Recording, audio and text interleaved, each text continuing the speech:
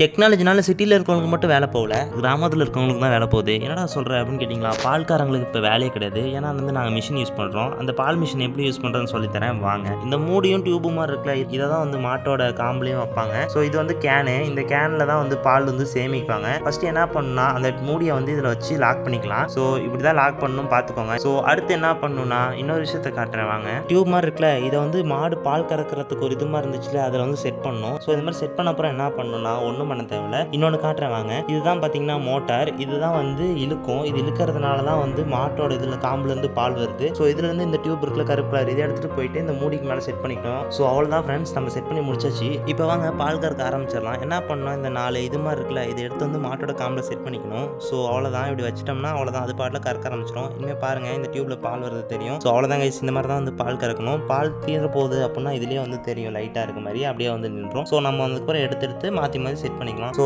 பார்த்தீங்கன்னா எவ்வளோ சிம்பிளாக இருக்குன்ட்டு. அவ்வளோதான். இந்த மாதிரி நிறையா இன்ட்ரெஸ்டிங்கான வில்லேஜ் வீடியோஸ் தெரிஞ்சுக்கணும்னா நம்ம சேனலை சப்ஸ்கிரைப் பண்ணிக்கோங்க. வரட்டா.